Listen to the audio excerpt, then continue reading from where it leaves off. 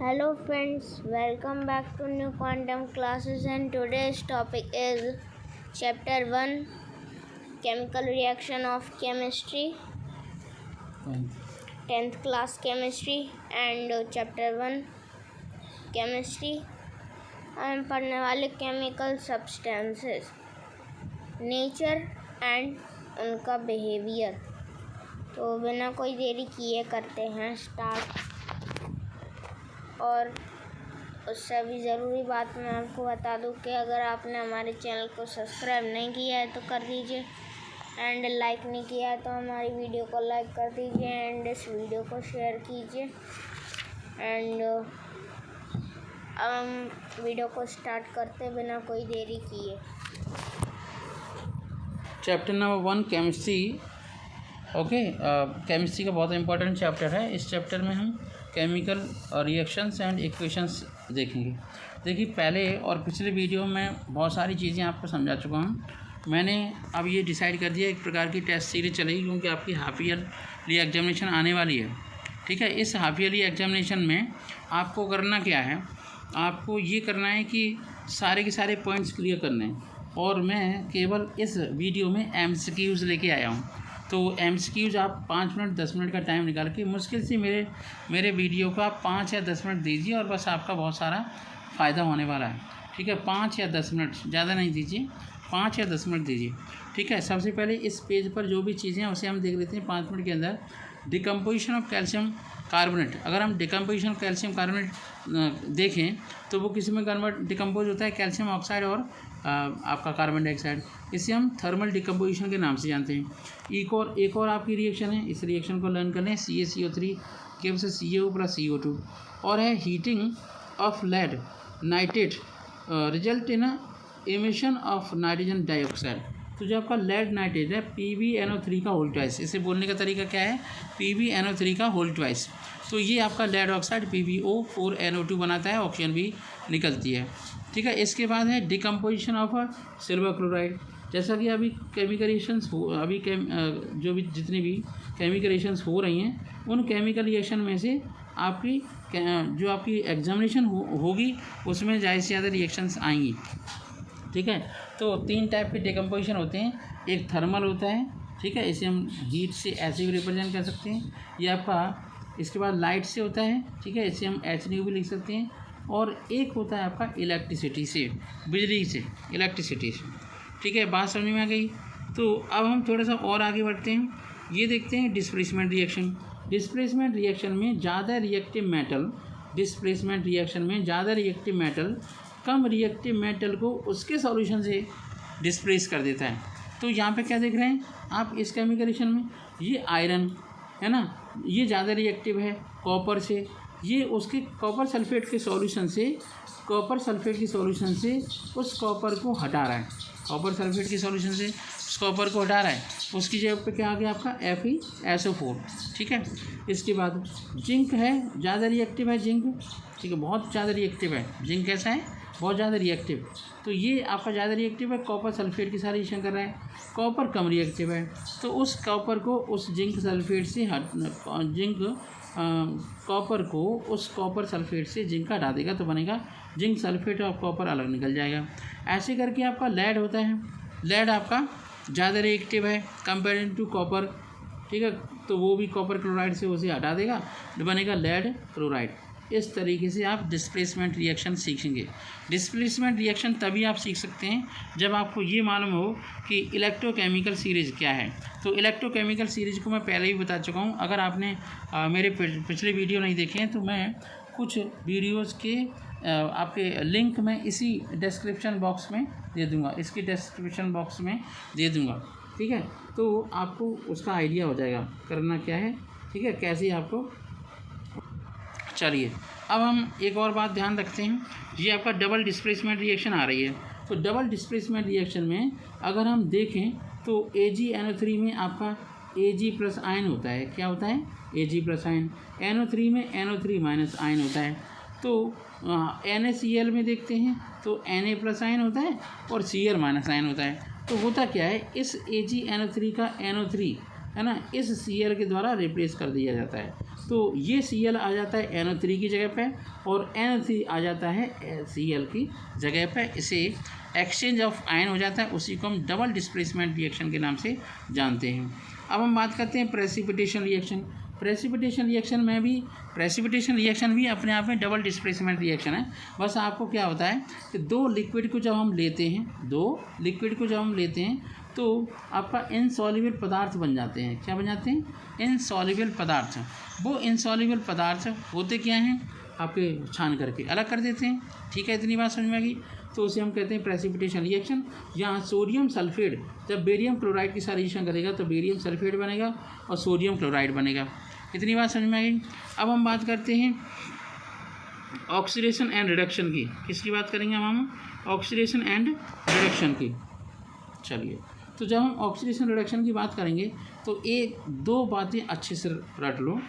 जिस पदार्थ का ऑक्सीडेशन होगा, मान लो CuO है ना, वो बनना है Cu में, तो इससे ऑक्सीजन बाहर निकल रही है। इसका मतलब क्या है? इसका क्या हो रहा है? रिडक्शन हो रहा है। इसका क्या हो रहा है? रिडक्शन। तो जिस पदार्थ में से, जिस सब्सटेंस में से ऑक्सीजन निकल जाती है उसका रिडक्शन होता है, और जिस पदार्थ में ऑक्सीजन जुड़ जाती है उसका क्या होता है? ऑक्सीडेशन। ठीक है। अच्छा, अब जिस पदार्थ में हाइड्रोजन जुड़ जाता है ना, उसका आपका रिडक्शन हो जाता है। ठीक है, इतनी बात समझ में आई। तो यहाँ पर अगर हम देखें तो ये केमिकल रिएक्शन ऐसी केमिकल रिएक्शन है जिसमें इस जो आपका CuO है उसका तो रिडक्शन हो रहा है, वो कन्वर्ट हो रहा है कॉपर में, और जो आपका हाइड्रोजन है वो ऑक्सीजन के साथ जुड़ रहा है तो वो कन्वर्ट हो रहा है H2O में। इतनी बात समझ में आ गई। चलिए नेक्स्ट देखते हैं। हाँ, तो अब है effect of the oxidation reaction. Oxidation reaction की इफ़ेक्ट क्या है? ऑक्सीडेशन रिएक्शन के दो इम्पोर्टेंट इफ़ेक्ट है। नंबर 1 है corrosion.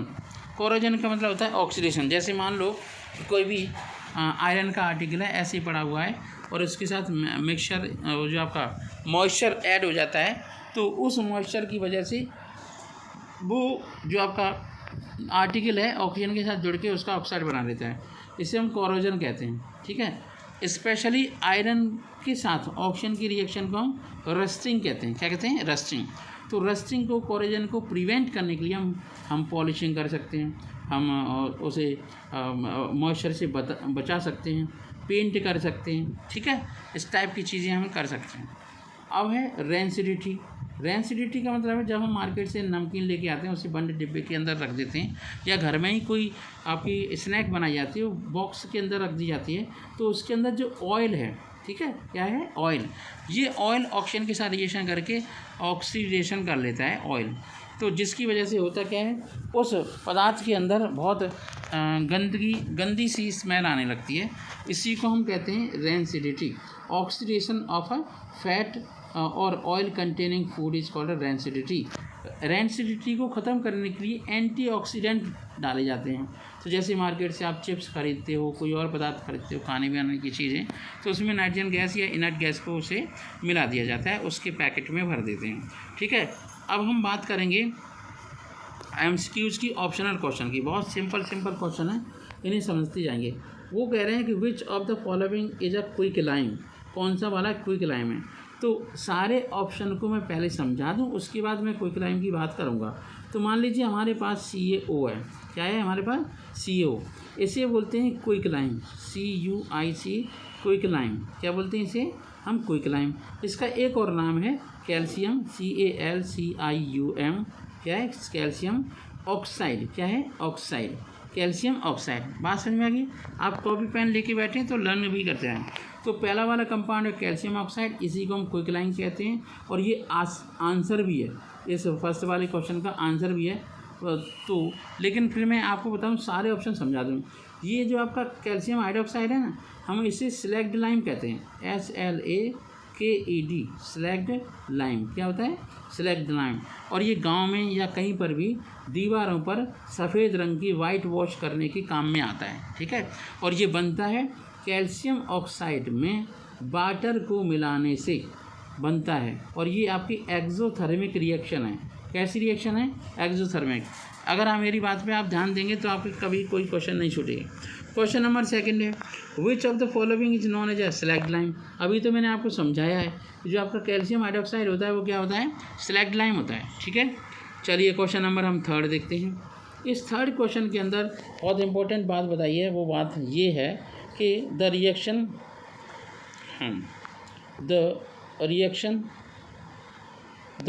In which two or more reactants undergo chemical change, मतलब ऐसी रिएक्शन जिसमें एक से ज़्यादा रिएक्टेंट पार्टिसिपेट करते हैं केमिकल रिएक्शन के लिए, जैसे when ever calcium oxide water react with water form calcium hydroxide, तो ये क्विक लाइम जब वाटर के साथ रिएक्शन करता है तो स्लैग्ड लाइम बनता है। इसे हम कॉम्बिनेशन रिएक्शन कहते हैं। क्या बोलते हैं, कॉम्बिनेशन। एडिशन रिएक्शन में ऐड हो जाती हैं चीज़ें, रिडॉक्स रिएक्शन में हो जाता है ऑक्सीडेशन और रिडक्शन एक ही रिएक्शन में। जब ऑक्सीडेशन और रिडक्शन एक ही रिएक्शन में होता है तो वो होता है रिडॉक्स रिएक्शन। क्या होता है वो, रिडॉक्स रिएक्शन। ठीक है, वो क्या होती है,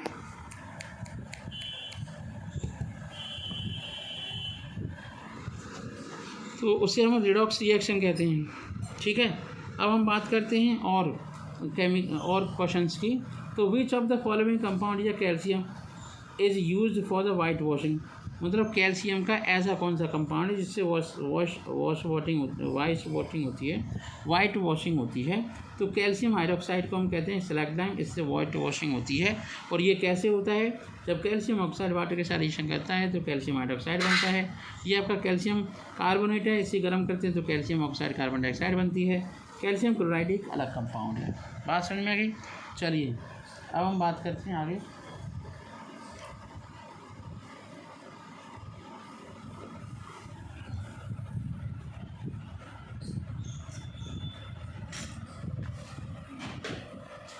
चलिए क्वेश्चन नंबर हम नेक्स्ट देखते हैं। वो कह रहे burning of coal is an example. पहले बर्निंग ऑफ कोल की केमिकल रिएक्शन रेडी होनी चाहिए। यही मैं अपने वीडियोस में समझा रहा हूँ कि मैंने कहा कि बर्निंग ऑफ कोल का मतलब कार्बन जब ऑक्सीजन के साथ रिएक्शन करेगा तो कार्बन डाइऑक्साइड बनाएगा। क्या बनाएगा, कार्बन डाइऑक्साइड। इतनी बात समझ में आ गई। तो वो कार्बन डाइऑक्साइड आसानी से किस में कन्वर्ट हो जाएगा, उस केमिकल रिएक्शन को हम क्या कहेंगे, which of the burning of the coal is an example of reaction. तो सी रिएक्शन कर रहा है O2 के साथ, तो दो रिएक्टेंट हैं और एक बन रहा है CO2 बन रहा है, तो इस टाइप की रिएक्शन को हम कॉम्बिनेशन रिएक्शन कहेंगे। क्या बोलेंगे, कॉम्बिनेशन रिएक्शन। इसे क्या बोलेंगे, कॉम्बिनेशन रिएक्शन। चलिए आगे बढ़ते हैं। वो कह रहे हैं the reaction of phosphorus and oxygen. अब फॉस्फोरस ऑक्सीजन की रिएक्शन भी तो हमें मालूम होना चाहिए। तो 4P + 3O2 4P + 3O2 gives 2P2O3। इससे क्या बनता है, 2P2O3। ठीक है, अगर हमने 2P2O3 की जगह हमें कोई और भी कंपाउंड बनाना है तो उससे क्या करना पड़ेगा, 4P को 5O2 के साथ रिएक्शन करा दो तो 2P2O5 बनेगा। क्या बनेगा, 2P2O5। ठीक है, इसके बाद नेक्स्ट देखते हैं। वो है shiny appearance of a wall after white wash with the solution of a slaked lime is because of the formation. तो इस क्वेश्चन की जड़ में जाओ, तो जड़ में जाओगे तो देखोगे कि जब आपका वो कह रहा है shiny appearance of wall after a white wash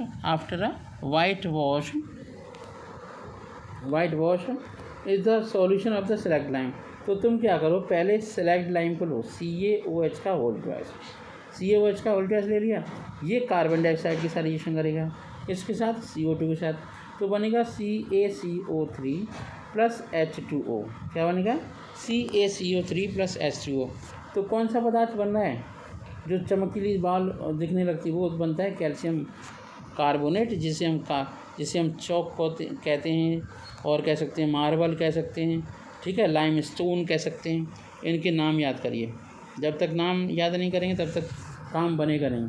तो वीडियो देखिए और नाम याद करिए और केमिकल रिएक्शन लिखने की प्रैक्टिस करिए। मेरे सामने वीडियो, जब भी मेरा वीडियो देखें तो आप कॉपी पेन लेके बैठें। ठीक है, और इसे प्रैक्टिस करते जाएं। The reaction in which the large amount of heat is produce a known as मतलब ऐसी रिएक्शन जिसमें एनर्जी निकलती है उसे हम एक्सोथर्मिक रिएक्शन कहते हैं। क्या बोलते हैं? Exothermic reaction.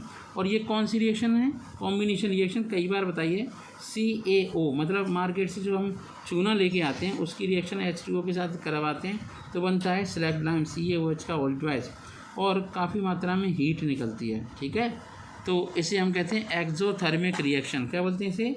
Exothermic reaction. Question number 8 का आंसर है एक्सोथर्मिक रिएक्शन। चलिए क्वेश्चन नंबर 9 में आ जाते हैं फटाफट से, जल्दी जल्दी करते जाते हैं। जितनी जल्दी करेंगे उतनी जल्दी नॉलेज बढ़ती जाएगी। Which of the following process are the example of exothermic reaction? इनमें से कौन कौन सी ऐसी प्रोसेस हैं जो एक्सोथर्मिक रिएक्शन है? वो कह रहे हैं कि प्रोसेस ऑफ रेस्पिरेशन। सही बात है, जब प्रोसेस ऑफ रेस्पिरेशन होता है तो उसमें आपका क्या होता है? आपके पास ग्लूकोज C6H12O6, ठीक है, ये ऑक्सीजन के साथ ऑक्सीडाइज होता है तो उससे कार्बन डाइऑक्साइड बनती है ना? क्या बनता है? कार्बन डाइऑक्साइड और हीट। और क्या बनती है? हीट। कार्बन डाइऑक्साइड कन्वर्ट हो जाता है हीट और वाटर H2O। ठीक है, तो ये केमिकल रिएक्शन थी, लेकिन हम इसे एक्सोथर्मिक रिएक्शन बोलेंगे। अब वो कह रहे हैं कि the formation of compost from vegetable material, मतलब कंपोस्ट बनाया जाता है। तो जब कंपोस्ट बनाया जाएगा तब भी जैसे आप ऐसा करो, 4-5 टब आप गोबर, गाय का गोबर या बफेलो का गोबर ले लो, और उस गोबर को, बफेलो के गोबर को क्या करो? उस गोबर को गड्ढे में भर दो। तो थोड़े दिन बाद या कुछ टाइम बाद आप देखोगे उसके अंदर से बहुत ज़्यादा एनर्जी निकलने लगेगी। गर्म आपको गर्मी सा महसूस होगा उसके अंदर। टेंशन लो। ओके, ठीक है। अब दूसरे पॉइंट है द फॉर्मेशन ऑफ कंपोस्ट। तो ये आपका एक्सोथर्मिक रिएक्शन है। तो यहाँ पर जो आंसर होगा वो होगा ऑप्शन नंबर C, लेकिन उसमें लिखा हुआ है बोथ से काम नहीं चलेगा।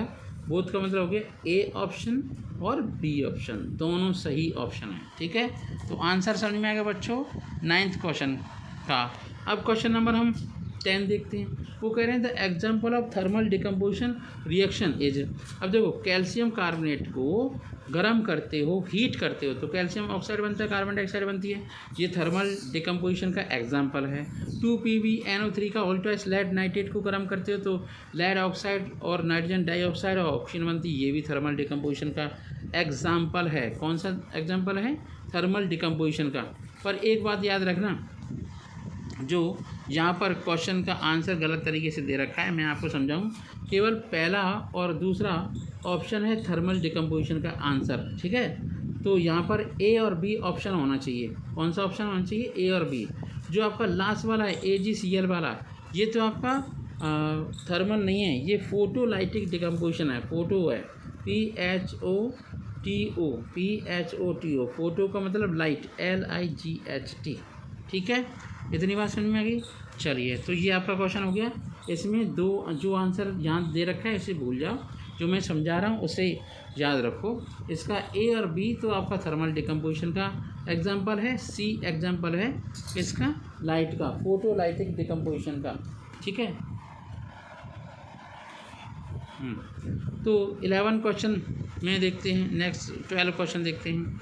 12 क्वेश्चन में देखेंगे। ठीक है, 12 क्वेश्चन में कह रहे हैं कि consider the following redox reaction and select the correct option. मतलब CaO + H2 gives Cu + O2।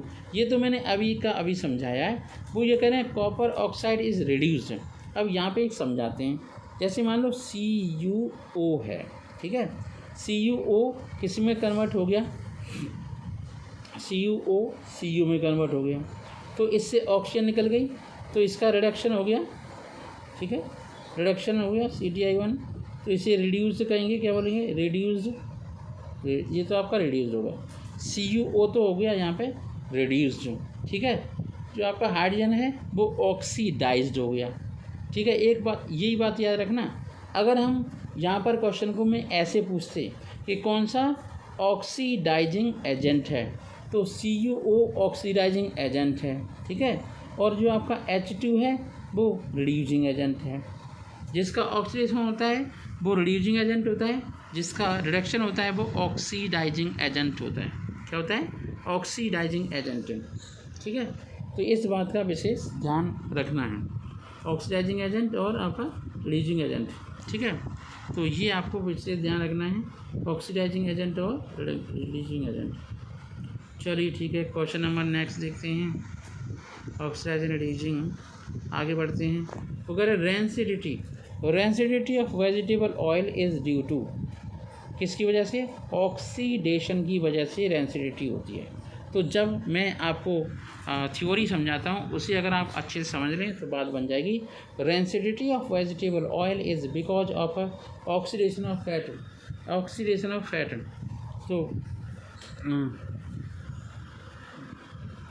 तो विच गिव्स फॉल ऑर्डर, मतलब उससे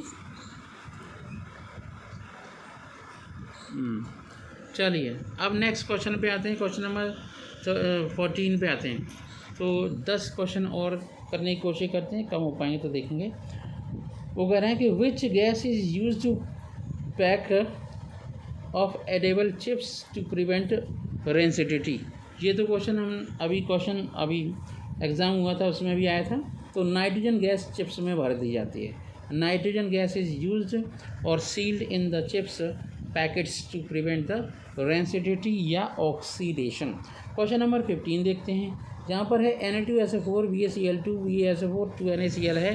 तो आप क्या देख रहे हो, Na2SO4 से, है ना, Cl जुड़ रहा है, तो और जो आपका SO4 है वो Ba के साथ जुड़ रहा है।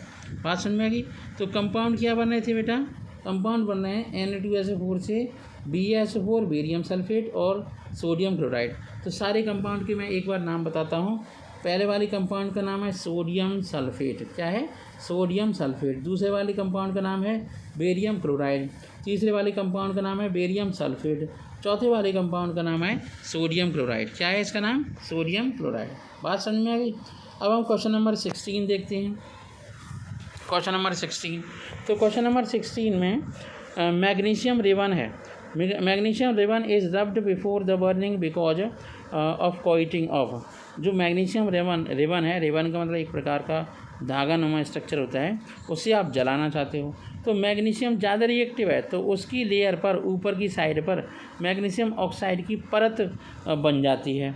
उस मैग्नीशियम ऑक्साइड की परत को, है ना, हटाने के लिए, मैग्नीशियम के ऑक्साइड की परत को हटाने के लिए हमें उसे घिसना पड़ता है या रेगमाल से साफ़ करना पड़ता है। तो वो ये पूछ रहे हैं कि किस पदार्थ की लेयर होती है? तो वो होती है magnesium ribbon is rubbed before burning